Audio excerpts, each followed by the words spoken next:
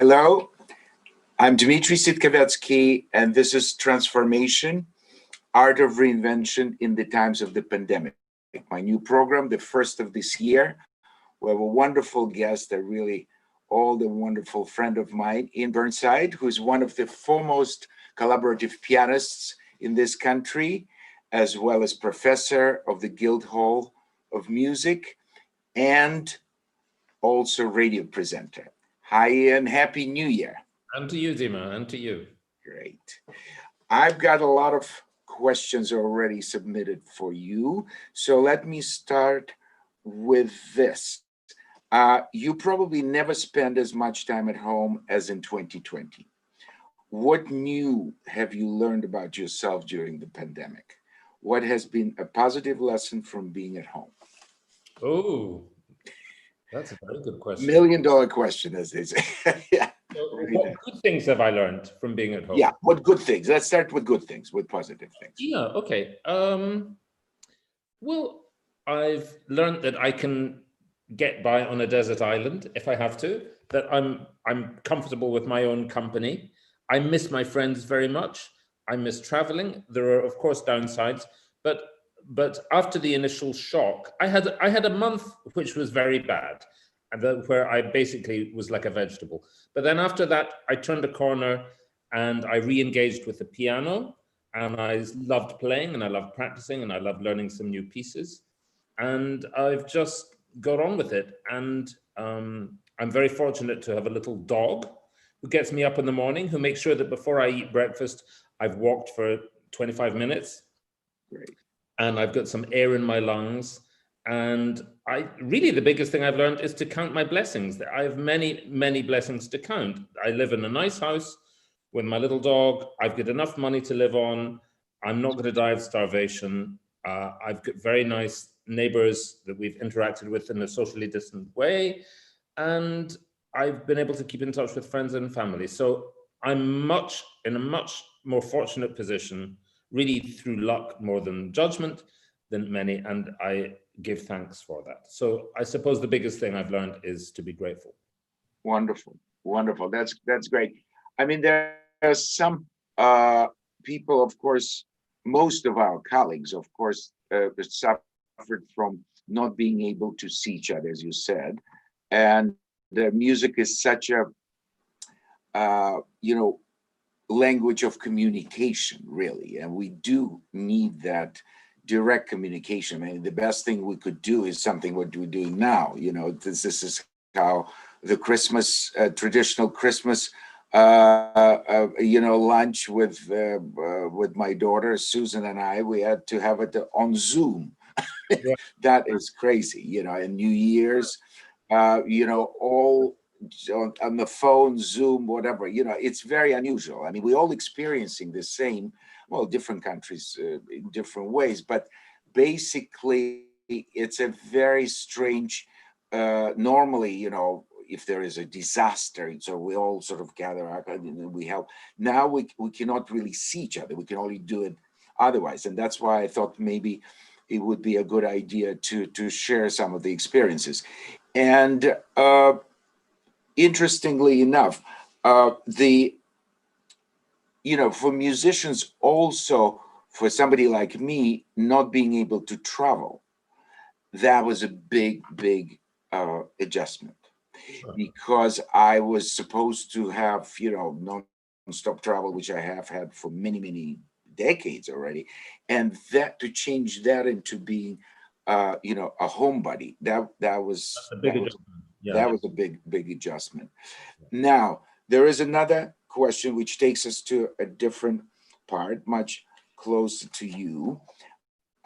What are the biggest misconceptions people have about collaborative piano and playing with other soloists? Ooh, how long have you got? What are the biggest misconceptions? Well, let me just see that I'm answering the question right. So just read that out again, Dima, please. Yes. What are the biggest misconceptions people have about collaborative piano and playing with other soloists? And I could combine, if it makes it easy for you, there's another similar question to you. Are there different skills or sensitivities needed when playing with singers as opposed to instrumentalists? That sort of narrows it. Well, let's work backwards from that one. Yeah. That's an eternal one and a very good one. Exactly. Well, there are differences and there are also many similarities. The similarities, the main similarity is that it's all, in the end, chamber music. That you're working with one or more colleague, you're sharing the stage, you're sharing a piece of music, you listen to one another, you exchange musical ideas. Ideally, you're exchanging them in performance. You haven't set everything in marble in rehearsal, but that if we're playing together, you throw something at me, maybe you take something a little faster than you did in rehearsal, and I say, oh, well, if that's how we're going to go, let's take a bit of left hand. And so it's a bit like lovemaking, if you like. You're adjusting to a partner in different ways. But the main difference is that there are words involved with a singer, and that you are interpreting a poem as well as a piece of music, and that the poet is in there as part of the equation. And the language that the singer is singing in, the content of what he or she is singing makes a difference. The type of voice they have makes a difference. The range of the voice. These are all variables that you have to adjust to. And that's part of the challenge and part of the fun. But in a way that there are parallels with that too. If you're playing for a cellist, you have to be aware of what the weaker part of their register is. If they're playing on their G string, that's usually rather muted, and you have to just go a little cautious there because you'll undoubtedly be playing at a higher pitch. Well, that's not so different from a baritone being in some part of their voice. Whereas if you are singing at the top of your instrument, you're making a lot of noise, and I'm very unlikely to drown you. Same if I'm playing for your daughter Julia, who's got magnificent high notes, I would have to be playing awfully loud to cause any balance issues. Yeah. So it swings and roundabouts. And I have to say that there are specific skills in vocal, I'm trying not to use the word accompaniment, but it'll slip out every now and then. If you're playing for singers, there are tricks and there are techniques and there are whole areas that you build up through experience. And but there are many pianists who are renowned as solo pianists who play this repertoire magnificently, and I would be the first to lift my cap off to them too. I don't believe that there are Venn diagrams that have to be separate. I think interaction between these forms of music making is extremely healthy for all concerned. Absolutely, and I think in the last maybe 3-4 decades, it's been a lot more of those examples, because in my time, when I was growing up, in the 60s in Moscow, which was, a great center of still fantastic musicians, at their prime, but very few would do a song cycle with a singer unless you were married to one. Rostropovich, of course, was a great exception. And by memory. And from memory, which was quite extraordinary. But of course, most people in the West don't know that he, parallel to his cello study, he only had 3 disciplines that he graduated from Moscow Conservatory. Only 3. Cello, of course, we know. Piano. He actually played either 2nd or 3rd Rachmaninoff concerto on his graduation. So he really, and composition, where he studied with Shostakovich. That's all. Other than that, he was just, he had nothing to do. So he actually was there. And of course, his recitals with Wisniewska were just sensational. I heard one. Unforgettable. Yeah, really. These days, it's not so uncommon. Now you have big name soloists playing, or conductors who are also pianists. Of course, Tony Papano plays often with singers, but that's what he always done. From the age of 10, probably even younger, he was playing for his father's lessons. But even the ones who did not necessarily, like I just dug up, because I had the time, an old recording of my mother playing for Nikolai Gedda. Oh, wow. You know, they did a full recital at my festival in '85 in Finland. And two of those songs I found, and they were just sensational. Of course, the Russian repertoire, Tchaikovsky, Romances. But the thing is, even now at the age of 92, my mother, who never really gave, she only gave 2 recitals there because I asked her. Well, it was pretty good company, Nikolai Gedda and Elizabeth Söderström. I will never forget how Söderström, when I came backstage, because I was the director of the festival, and I said, "Oh, I just wanted to." Oh, so you think I'm nervous? He said, "I'm panicky. I keep telling, you're a grandmother. You're a grandmother." You know, she was so, and then she sang magnificently, of course, with her. So, you know, but my mother knew, of course. You mentioned the words. She knew all those romances, every word she knew.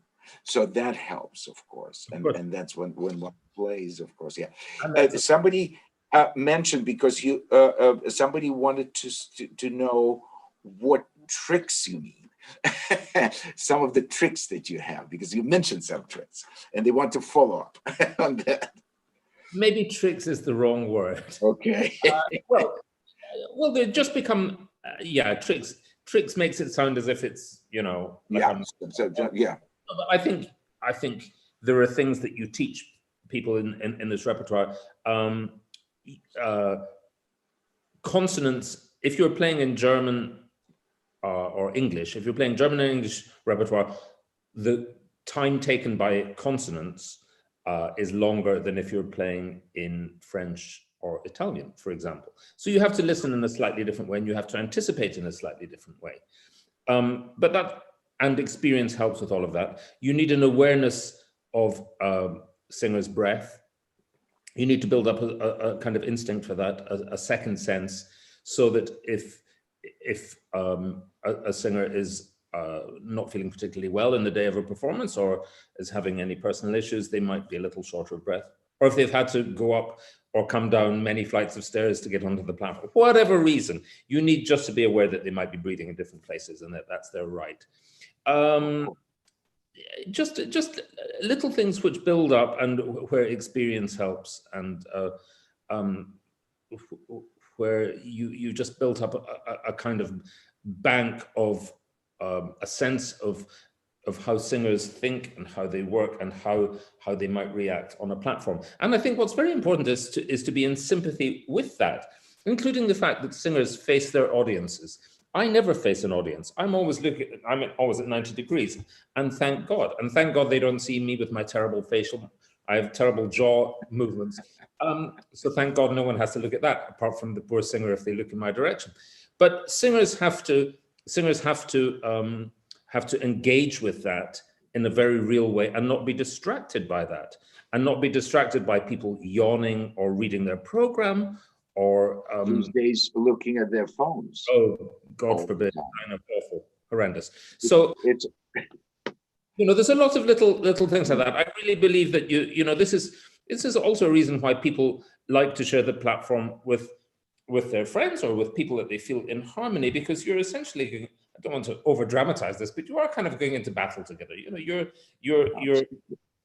The audience is not your enemy for a second. On the they are your friends, but you're stepping up together, and you have to feel that you're pointing in the same direction. Oh, there's no question that once you get into that, you could be chatting backstage, and exchanging jokes, whatever. But once you're there, and the performance starts from that first moment when you're seen by the audience, that's already you enter the stage. The energy and the concentration, the timing is all over. It's made of a different material. Your wife just passed you a note saying, "Get rid of that terrible Scottish pianist." No. She delivers also something that I need to keep in mind. I get I get a lot of that, especially now. Now let me go to another one. You have worn many hats throughout your amazing career: pianist, teacher, presenter, director. Can you tell us a bit about your journey through these different aspects and what challenges, rewards they give you? Ooh, how long have you got?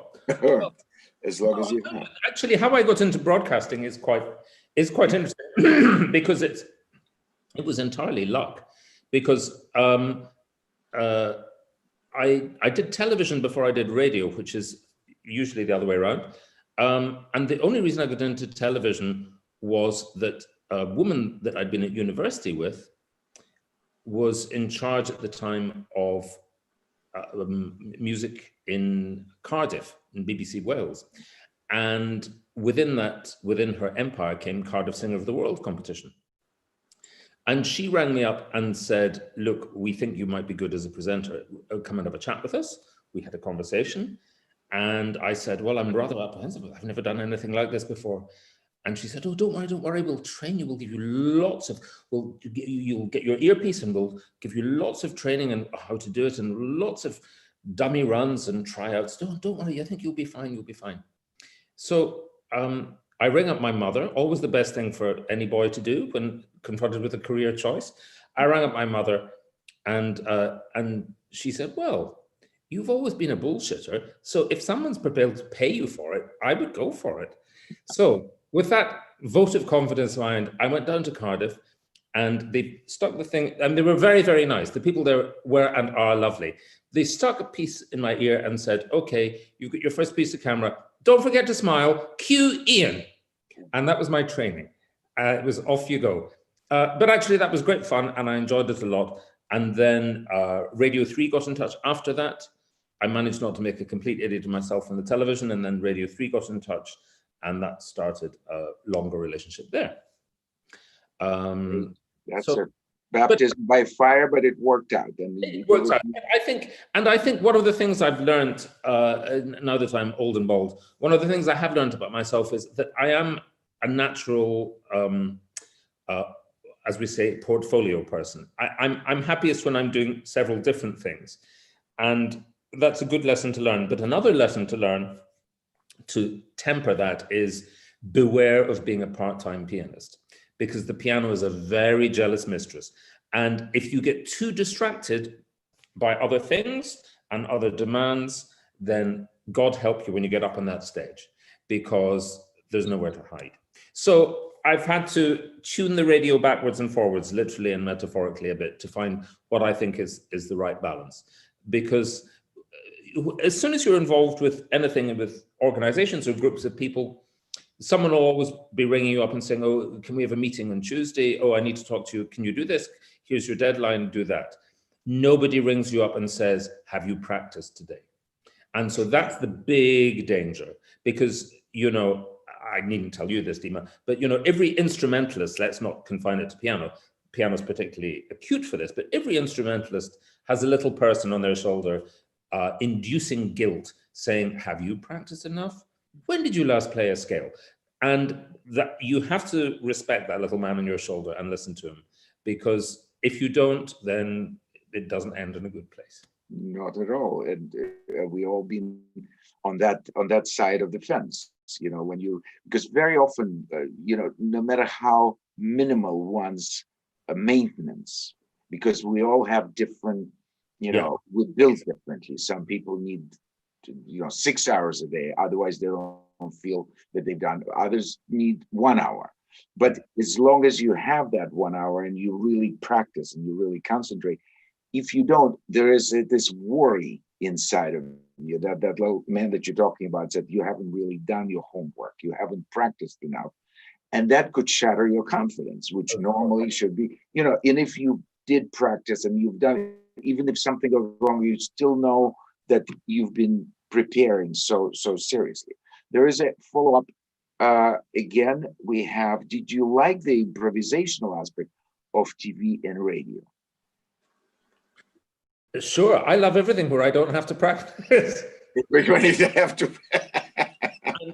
And it's a lot easier. It's a lot easier talking about music than playing it. I can tell you that too. Yeah. I mean, again, not to belittle that there's skills involved in there too, and also to take that seriously.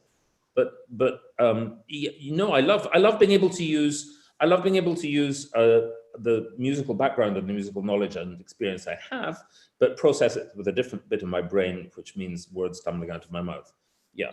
And also, I think what's interesting in terms of, to be a little more serious about it, I think performers often can make good presenters because we're also used to adrenaline, and if we feel a bit nervous, we don't necessarily panic. We know that that's part of the deal that we can get through, and how to try and channel that as a positive energy source rather than think, oh my God. So when the red light goes on, you don't wet your pants. You don't freeze. You actually open up and you become bigger, which very often, the case when they come up to you afterwards. Oh, but you seem so much bigger, because we do get bigger on stage. There's a funny comment that once I started to conduct, speaking of facing the audience and not a very, very well-known conductor who I should not name, who he said, I said, why would you do this? I said, what do you mean? There's so much repertoire. It's so exciting. He said, yeah, but you're so lucky. You stand with your back to the musicians. You don't have to see their faces. Now, when you turn back, you see what they really look like while they're making. So there is a different perspective from the conductors. You don't have to see their faces. It's not always the case, but we do need. We have this advantage and disadvantage of seeing, while you're a soloist, of seeing what the audience does. And once you spot somebody that it's a big misconception when they think that we don't notice anything. No, if anything, our senses are heightened, and we notice details that normally we wouldn't. So, sometimes you see your friend, who's supposed to be listening to your Beethoven concerto and just intensely looking at the phone, and you think, my God, not now, not you, not now. But they could be looking at the score on their phone. You don't know that either. I confronted my very, very good friend, and I said, why do you, during the most gorgeous second movement, said, I wanted to know when it was written, who knows, I hope she's right. I choose to believe her, but it's still wrong to me, It's not that she has to stare at me, but at least be away from all the technology. There's something you mentioned, and which moves me to one of the questions here, because you mentioned portfolio, and one of the questions was exactly that. Is it necessary nowadays, especially during these times, to have what they call a portfolio career? Well, it's certainly a help in these times. These times have defined the wisdom of having a portfolio career, because another way of putting that is that you've got plans B, C, and D. And even if they don't contribute enormously to your bank balance, they're giving you something, and they're keeping you sane. And, to be honest, in the last 9 months, just to have a reason to get up in the morning sometimes is a positive thing. And so I would answer that enthusiastically, yes. And also, some people are more temperamentally suited to it than others. I mean, even if I had all the skills and equipment to have a concerto career, I don't think it would have made me happy ever. I mean, I think going around, I look at my friend Stephen Huff, for example. You look at the number of concertos that he has to have in his fingers, and the range that he has to play. I just have to have a lie down even thinking about that. And I would not enjoy, even if I had his God-given gifts and his application, it wouldn't make me a happy bunny. And that's me. Other people, fine. But I've had, earlier in my career, I did have years where I really did nothing but recitals all year long, and it didn't make me happy. Coming down and just sitting down automatically at the piano first thing, going right through, it just didn't really suit me. And so for me, finding a balance has been very important. And I think I think now even more for the young artists coming out, I think finding the right balance is not as simple as you might think, and it might need a different way of thinking, because there's a lot to be said for some of that portfolio not necessarily being musically connected. You know, I remember reading that T.S. Eliot famously said, advice to young writers or young poets: earn your money some other way, not connected with poetry. Keep that separate. And you know, that I think that of course there's no formula that fits everybody, but don't think, I mean, advice to the young, don't think that if part of your life is spent doing that and earning money in a certain way, that you're failing in your artistic endeavor. On the contrary, you're enabling your artistic endeavor, and you're maybe keeping yourself clean for that. I mean, I think also if you do a lot of teaching, it's very difficult if you're teaching piano, voice, violin, tuba, whatever it is. It's very difficult to do hours and hours of that, give that your full attention and focus, and then go home and practice. I cannot do that. My head's too full of music. I have to have a gin and tonic and watch rubbish on television. I cannot sit down and practice fresh, or I achieve nothing. So different strokes for different folks. Absolutely. But I think it somehow this pandemic, what it brought into focus is how much it means to us a lot more than just ways of earning a living. Yeah. You know, we became the real amateurs with a capital A, which amateur, which means the root of the word is that you love doing that.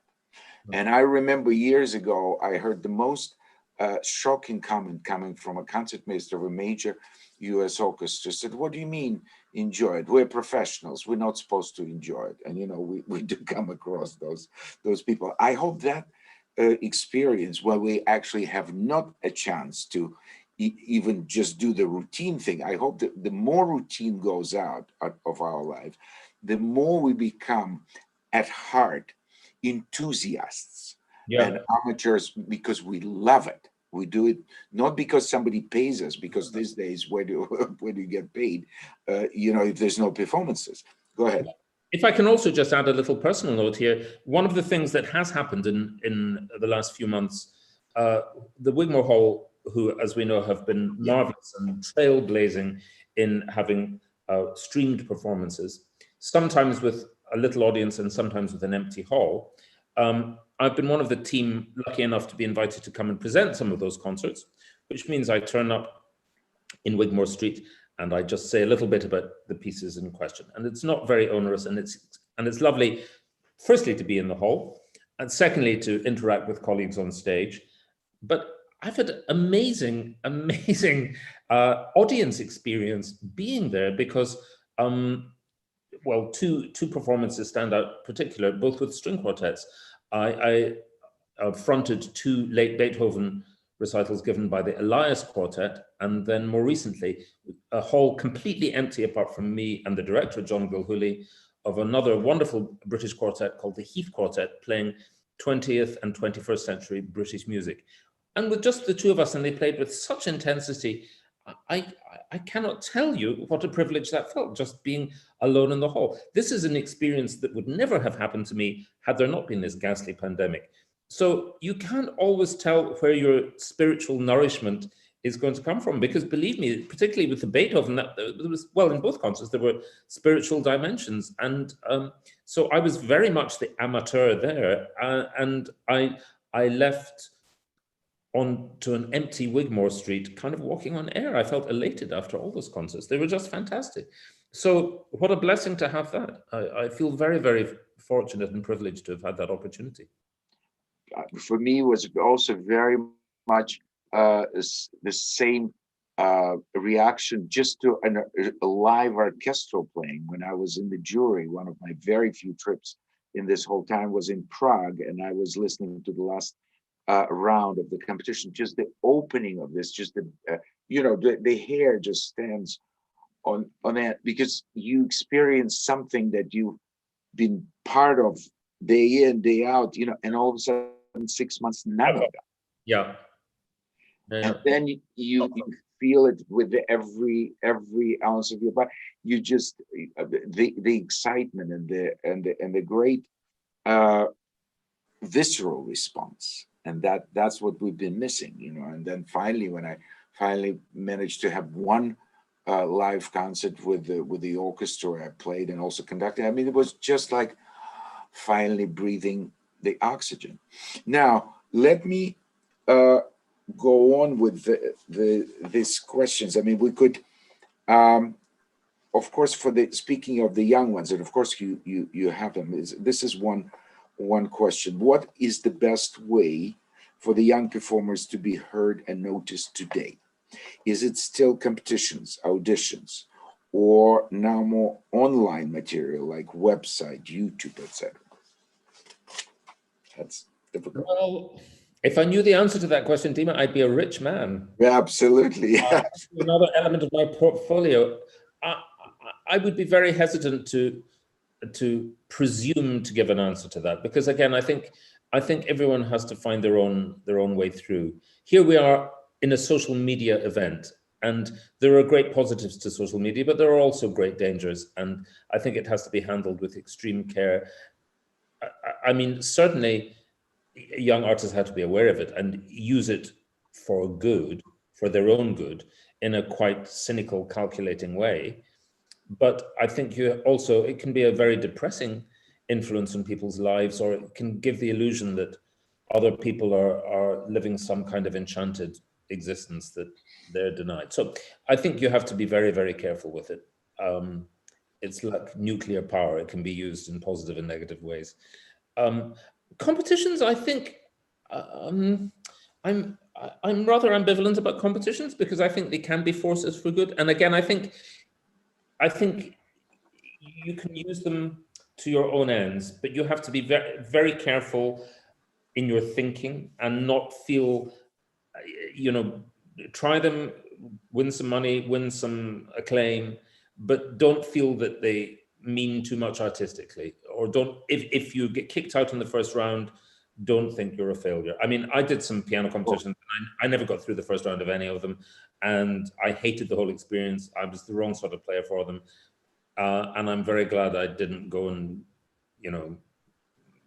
jump off a bridge, because there's other forms of music making available. And the main thing is to dust yourself down and continue on your path. So some combination of all of the above is the thing. I mean, auditions is an interesting one, because in my world, I don't get to audition. I'm surrounded by singers who spend their lives complaining about auditions and how awful auditions are. I would love to audition on a level playing field for certain performing opportunities. And I think singers in particular, be wary of bitching about auditions, because they're a way of being heard, and use them again with a certain degree of healthy cynicism for what they are. And the more you're heard at a certain point in your emerging career, the better. And you never know, speaking as someone who spends a bit of their time on the other side of the table, you never know necessarily what the criteria are. If it's an audition for a particular operatic role, that's not a singing competition. It doesn't mean that the best person gets the part. It could be that the tenor is 2'3". You just don't know. Or it could be that the director has already decided who they want. You don't know what the agenda is. And also, as you and I both know from being in competition juries, there are as many opinions as there are jurors. And even before you enter into any discussion of murky business, the fact is everyone likes different things. And what you think is objectively quantifiable as something good versus something bad, the person next to you hears it differently. So what does it all mean? You've got to take at the same time, I agree with everything you said. At the same time, there's so few possibilities, especially for just instrumentalists, for instance, not just the singers, because singers really, in any case, competition is sort of like a decathlon. event. You Yeah, have to throw the javelin, you have to run the distance, and all together. But the concert life is far from it. that's right. They want you for a specific That's true. role or for a specific concerto, and that Yeah, has nothing to do. You could be fabulous in high jump, and absolutely useless in 100-meter dash. And the same but you're only with good for one thing. That's true. that's it. And Very, at least you open the doors with that one thing. yeah. Then maybe you can develop, and maybe they could try you in something else. But competition sort of evens out. At the same time, I've been to many competition juries, and also I did my competitions earlier on. It does put you sort of, it's your choice. You have to know how to handle nerves, Yeah. and you have to know how to just have that tunnel vision. You just go there, you're not affected, you're not actually competing against anyone except yourself. But you need to rein in your nerves and do your best, which is similar to any kind of live event, and a concert. So there is something that could be. Oh, no, there are a lot of positives. And Yeah, also, just having that amount of repertoire, the decathlon repertoire prepared and ready, that is a very good thing to have all that under your belt and ready to go. yeah, absolutely. And the more, I mean, especially now, uh, you know, a lot of concerts are happening in those countries where it's still happening, like Japan, like Taiwan and everything, Far East usually, but also in Scandinavia, for instance. There've been a lot of concerts with different soloists, with different conductors, because they couldn't get there. They Yeah. couldn't, play, or they were afraid to go, and this and that. Russia said, yeah. So a lot of young people jumped in and did that. And then they get a For start. this, you need to be You have to ready have it ready.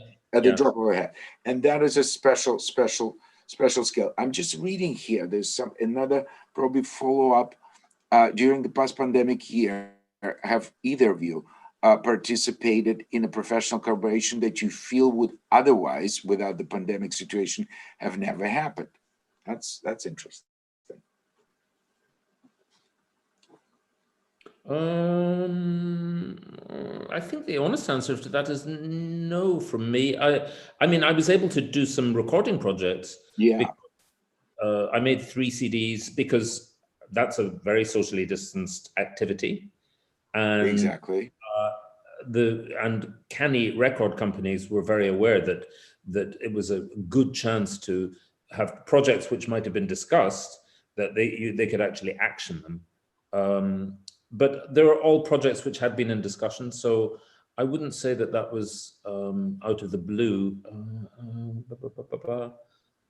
No, I'm wrong, because actually I did a recital in the first month. The Wigmore Hall did their first month of streamed empty hall recitals in, I think, June, and I was fortunate to do one of those. That wouldn't have happened otherwise. Otherwise, yeah. And I did that with my Irish colleague Eilish Tynan, and that was a wonderful thing to do. And I know. Yes. that got a lot of attention from all over the world, and it was a very joyous thing to do, and I'm very grateful for that. How about you, Dima? Did you have anything? Or I've learned a lot of new skills which I didn't have before. It's not that necessarily I've collaborated with people I never knew, but I've managed somehow to completely turn around and revive my chamber orchestra, which is based everywhere, from Seattle, to New York, to London, Paris, and Moscow, and so forth, all over Europe, the NAS Chamber Orchestra. And we've been doing distant videos, which we got better and better at, and extremely complicated stuff. But it's fascinating how now I have a small army of my sort of musical family that I, just before our talk, I mean, I get all kinds of, we have a page, and that's where I send the music, and the preparation is incredibly detailed and everything. And then somebody has to put it all together. You play with a so-called click track and all that. But I mean, the audience, you would think, oh, who would listen to it? No, you'd be surprised. Over 200,000 views we've had just on my Facebook page, plus other things. So there is something that, which is, there's no guarantee that all these 200,000 listen to everything from the beginning to the end, but usually you do shorter pieces, so you do between 2 and 3 minutes. And if you manage to get a piece of music that has sort of several shorter movements, and preferably not with too much rubato, with not too much freedom. Of course, there are limitations, but all of that, if you told me at the beginning of March that I would be doing that, I would absolutely, not in my wildest dreams. But necessity is the mother of invention, or what's the alternative? Do nothing and be depressed and not getting up in the morning.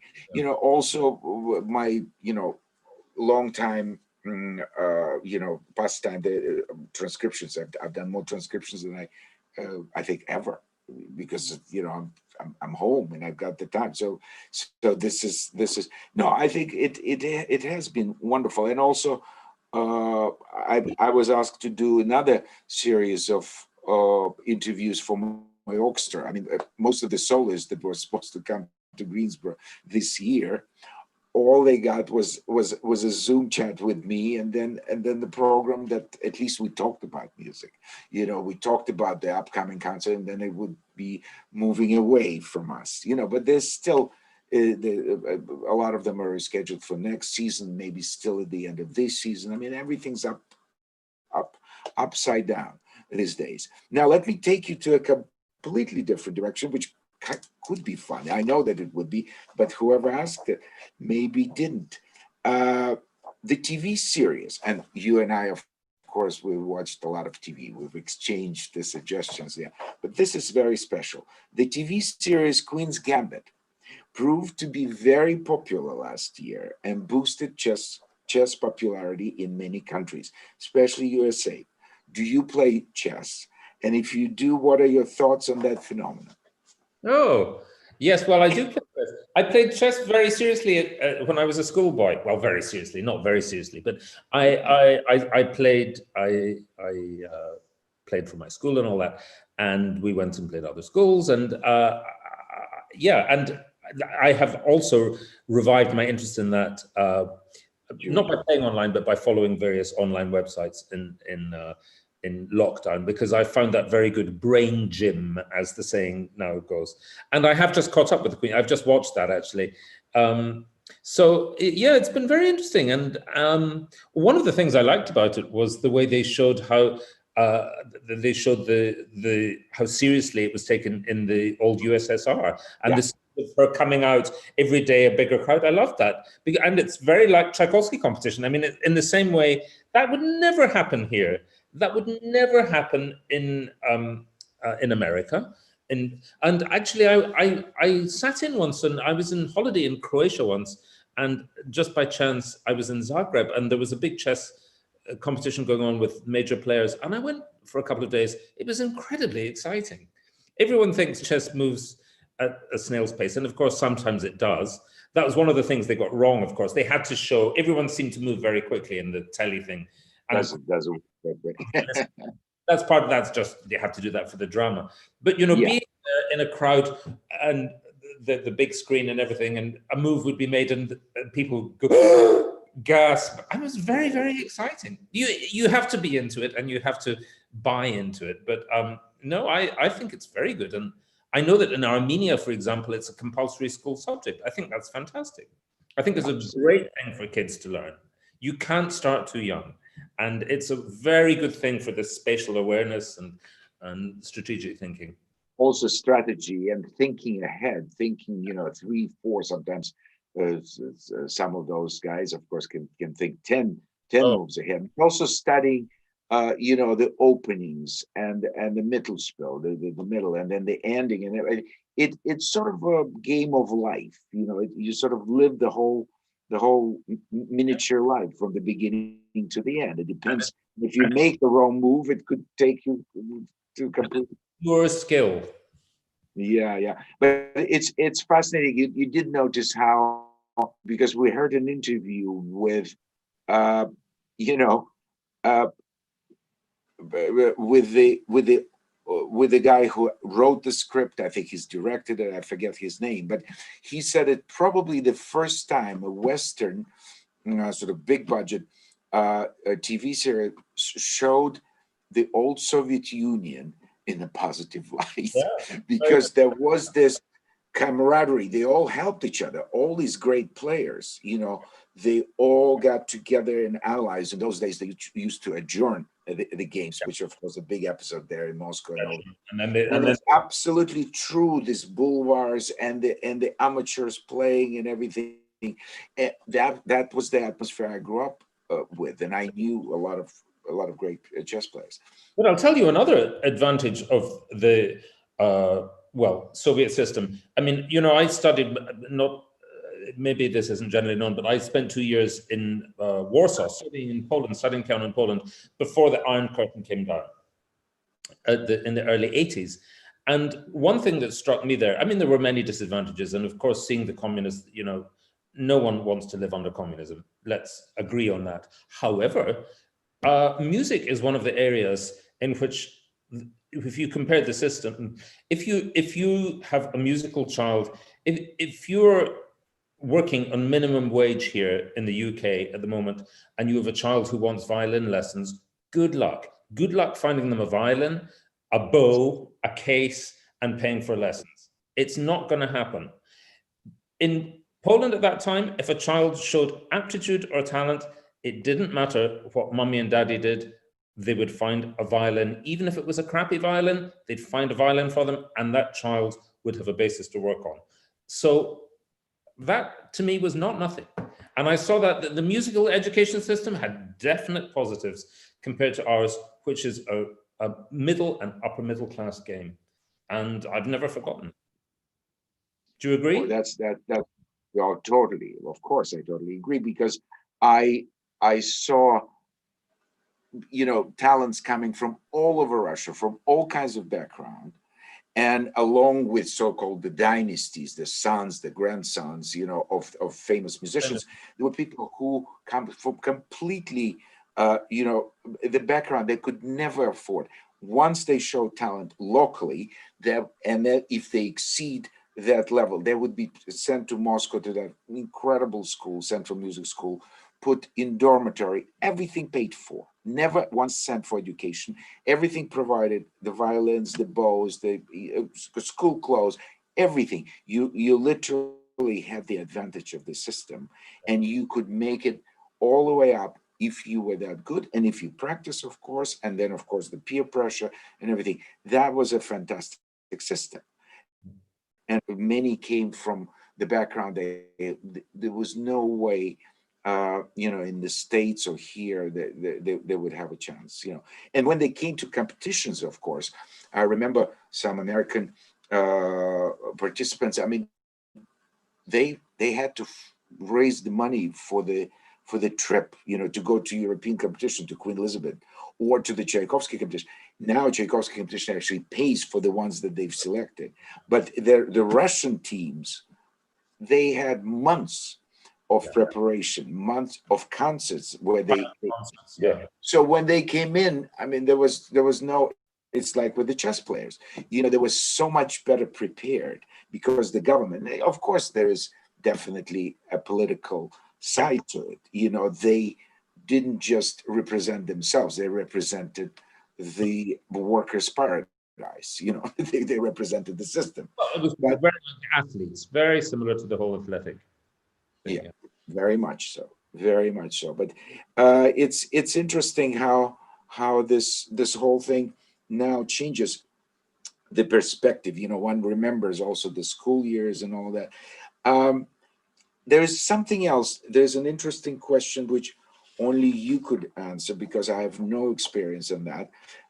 It says, you have participated in putting on some shows in prisons. Could you tell us about these experiences? Oh, yes. Well, this is going back a little now, but I have indeed. I've been involved for many years with what is now Grange Park Opera. Right. which incorporates something called Pimlico Opera, which started several decades ago.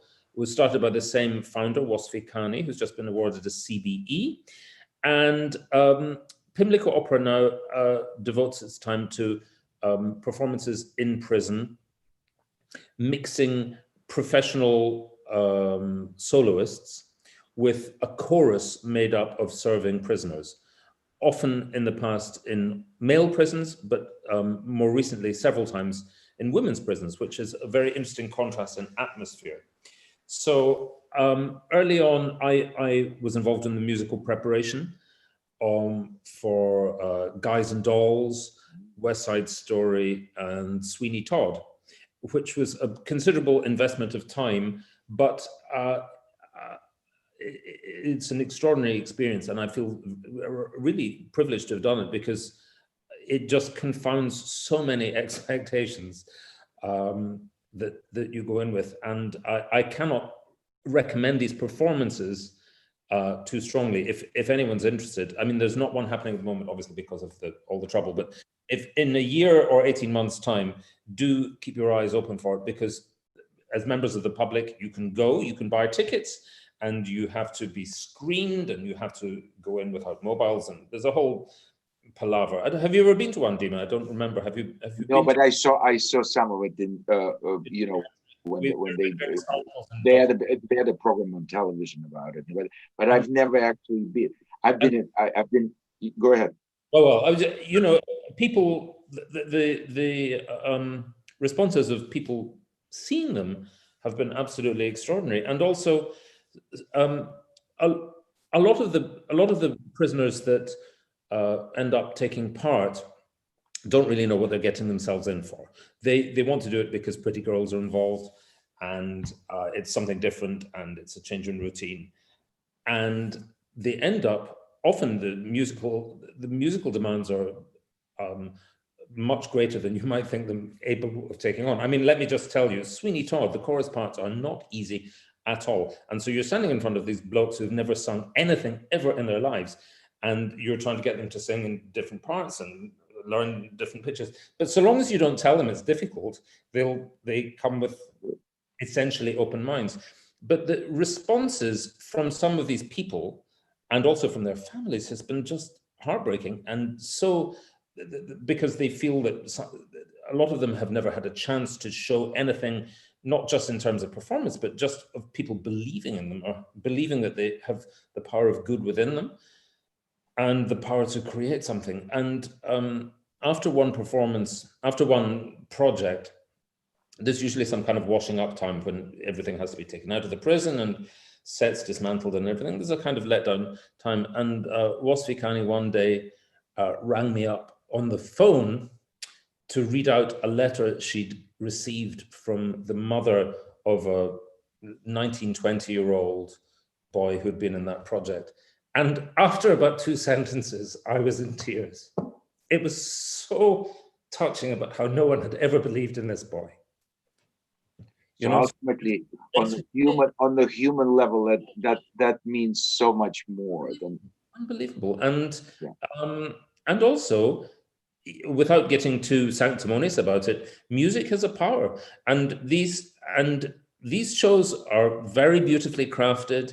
And there's something, you know, there's a band in there. They're very good musicians, very good freelance pickup band, and these inmates are performing something of real musical quality there. It's not some chuck together thing. They spend months rehearsing it, and they come up with a product that everyone can be proud of, that again defies all expectations.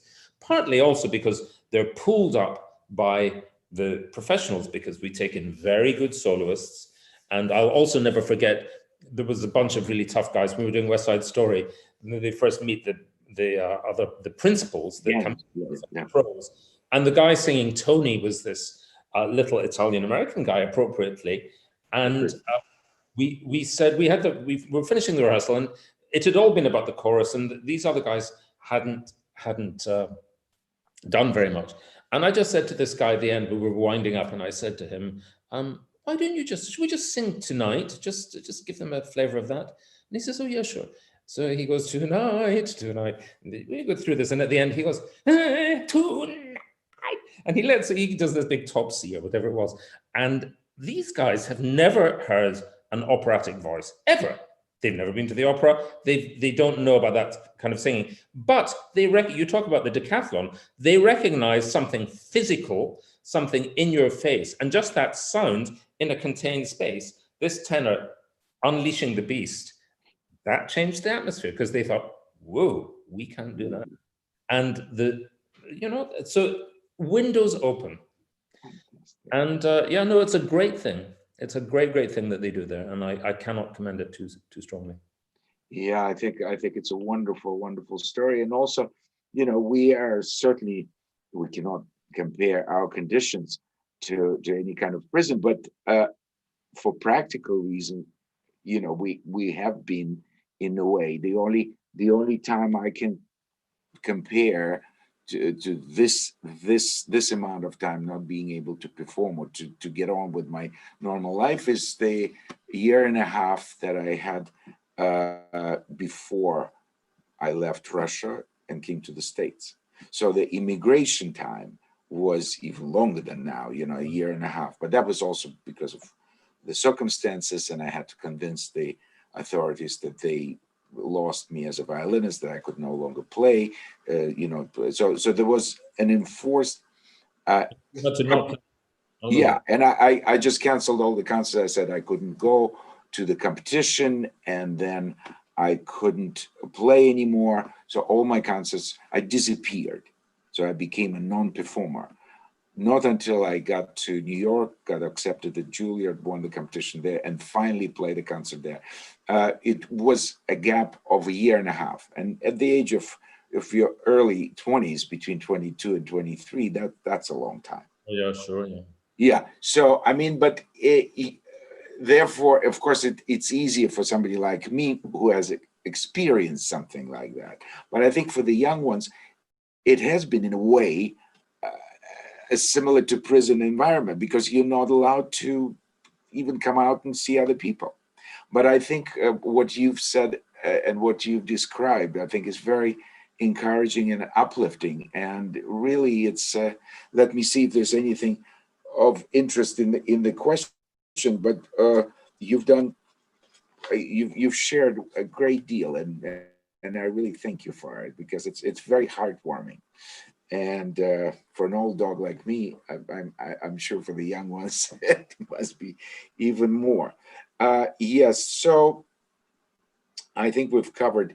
It's interesting, just the last thing. Do you agree, because you are part of a college, you're a professor at Guildhall, because I had a talk last month with Tony Papanon, and he never went to college. And he voiced an opinion that, which I tend to agree, having gone to colleges, that the music colleges create a certain bubble, which is sometimes pretty far from the real life. Do you agree with that? I mean, that there are some people that I've witnessed that they're so comfortable within the college, especially big American universities or places like Moscow Conservatory or Juilliard and this and that, even though it's in the big cities, but still it sort of has a dynamic of its own, and you think the life is similar to that, where in fact life could be quite different. That's certainly a danger. I think it's a danger that colleges are aware of and try and counteract.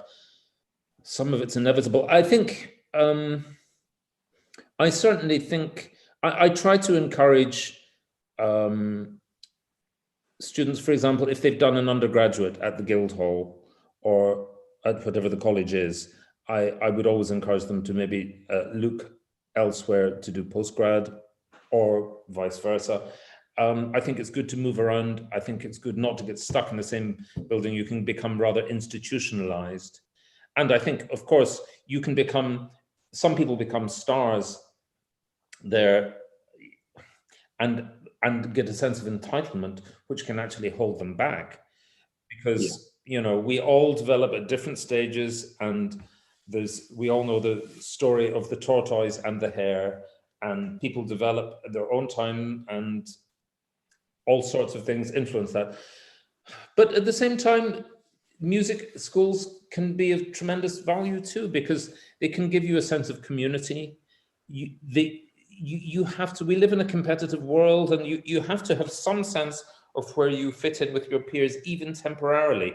At the same time, not thinking it's forever or that it defines you, but you can learn a lot from your peers. A lot of performance classes, I do some of these different projects where people are collaborating in different ways, and it just gives them a sense of sort of noodling along with one another.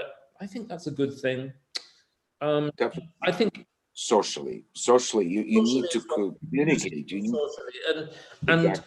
and you know, what we do is a kind of rarefied, specialized thing. And I came from a background in Scotland. I came from a school that was very academically strong, but totally despised all creative arts, really, or certainly music. I was never encouraged for a moment. And so to be at a college or a university where you are in a bubble, but you're surrounded by people who love and are pursuing this crazy thing, which everyone in your hometown thought you were mad for wanting to do. Well, you know, that's good a value too. So the music colleges are easy to take pot shots at, and plenty do. And, yeah, you know, take them away. And I mean, they're fighting for their lives at the moment with the pandemic and also with Brexit. Brexit has been catastrophically bad for the music colleges, because the Europeans now will have to pay massive foreign student fees. So we're looking down the barrels of many guns here, and let's hope that all the colleges we have survive. I also, by the way, am a great believer in the virtues of the non-London colleges. I think it's often very good for people to study in Glasgow or Cardiff, Manchester, Birmingham. They all have excellent places, and London is such a nightmare for the young and impoverished. If you've got lots of money in your pocket, you'll have a great time as a student in London. But it is a tough place to be as a student, and expensive as hell. And, you know, Glasgow, my native city, is a lovely place to be, great student town. So is Cardiff, so is Birmingham, so is Manchester. So anyway, that's my little speech. Yeah. Great. I think it's wonderful to have your perspective on all of that. Iain, thanks so much. I mean, it's been a great pleasure to have you, and I'm sure those stories and opinions and impressions been so valuable for everyone who not only heard this now, but also it'll be posted, and I'm really looking forward to our little project that we're not going to tell, but we do have a project going on while in this non-direct communication. We have something up our sleeves, but for that, next time. Thanks so much. Thank you for having me. Great. That's wonderful.